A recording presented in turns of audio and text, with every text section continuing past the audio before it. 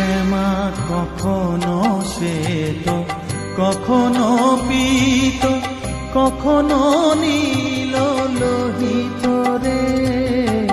কখনো শ্বেত, কখনো পীত, কখনো নীল লোহিত রে।